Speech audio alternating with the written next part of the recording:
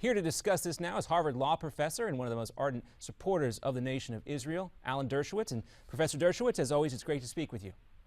Well, thank you so much. Look, the Pope is a great man, and he can do anything. I have tremendous confidence in his ability to bring people together and to, if prayers would work, I would have complete confidence that he would be the man to pray for peace.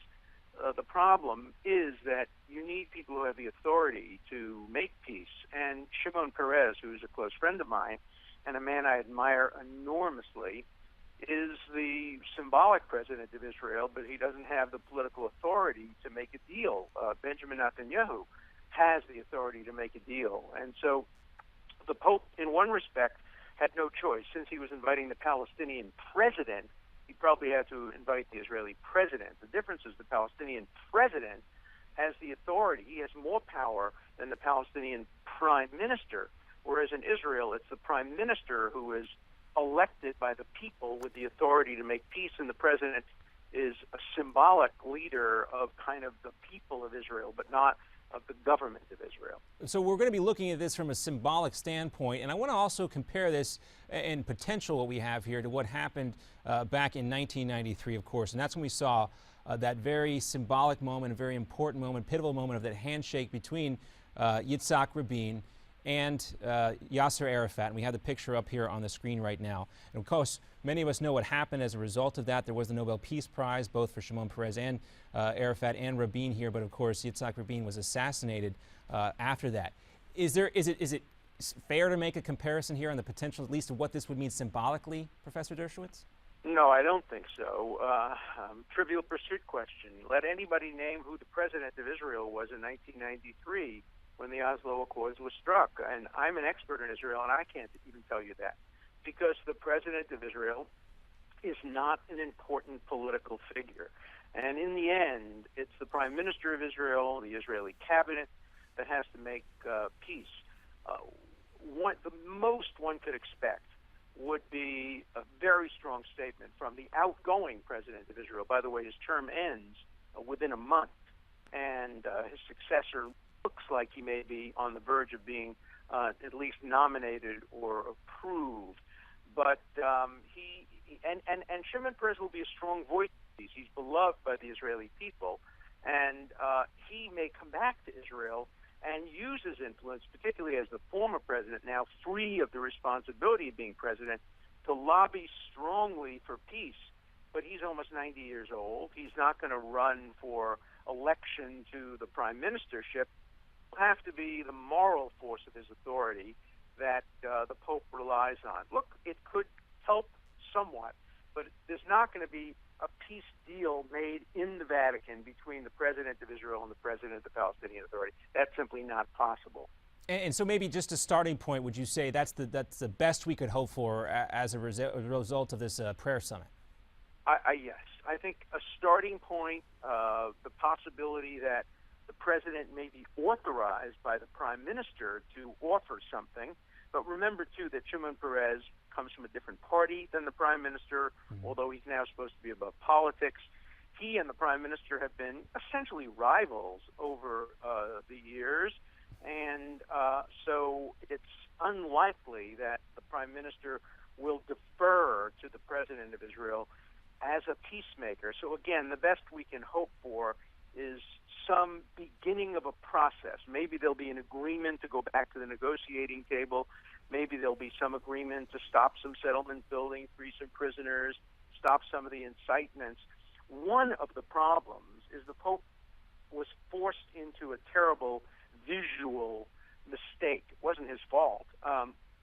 We don't know whether it was planned by the Palestinian Authority or not, but the Pope prayed in front of a segment of the security barrier. And that was my next question, Professor, because I wanted to ask you specifically. Some folks view this as a slap in the face to the Jewish state. What was your take personally when you saw the Pope there praying against that portion of that wall, that partition? If it was deliberate, then it was not only a slap in the face to the nation state of the Jewish people, it was a slap in the face to the victims of the Holocaust, because how anybody in their right mind can compare Bethlehem, which is a vibrant city where nobody is killed, everybody eats well, Tourism is thriving. Yeah, they have to stop for 40 minutes and go through a security barrier because there's been so much terrorism. But to compare that to the Warsaw Ghetto, where hundreds of thousands of Jews were murdered, that was the last stop before Auschwitz and the gas chambers. It's a horrid comparison, and the person who put up that graffiti, should bear moral responsibility for that. But now the Palestinian Authority is thinking that they're going to make a postage stamp out of a picture of the Pope standing in front of the wall, and one hopes they wouldn't include within the photograph and the stamp any analogy between Bethlehem and the Warsaw Ghetto. That would make the stamp literally obscene. Now, and it would misuse the Pope's presence in a way to tell a moral lie and a historic lie. Again, I don't blame the Pope for this at all. I think he was duped, or else it was just an accident. But that's the photo op that was taken and went all over the world with that graffiti on it.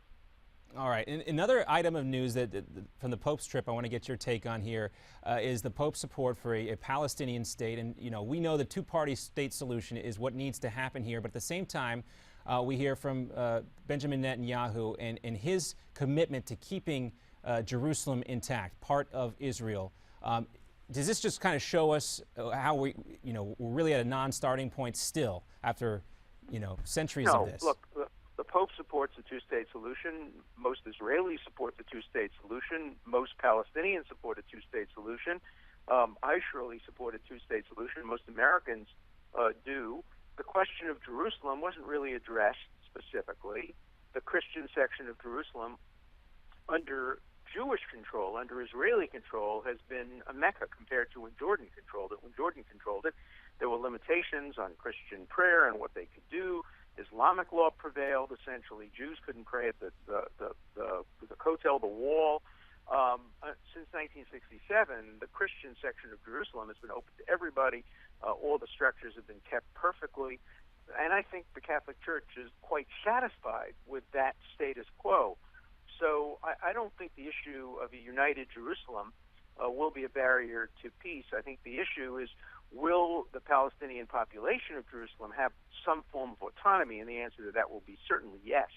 But it doesn't have to come in a redivision of Jerusalem with barbed wire and fences and no access to the Hebrew University. And if you go back to the 67 lines, it means Jews can't pray at the holiest site of Judaism, the wall. It means Jewish students couldn't attend Hebrew University. It means that Jews can't live in the Jewish quarter of Jerusalem. That's a non-starter. But have a reasonable resolution of the Jerusalem issue is certainly possible. In fact, I think that in the end will be one of the less contentious issues. The more contentious issues will be Israel's continuing military presence in the West Bank, which is essential to its security at this point, whether or not there'll be a so-called right of return, whereby hundreds of thousands of Palestinians or millions will pour into Israel. And of course, there are millions of Jews and Jewish descendants who were kicked out of Egypt and Iran and Iraq and Morocco and Tunisia and Algeria, and there's no right of return there, so it's asymmetrical, and it's not going to happen.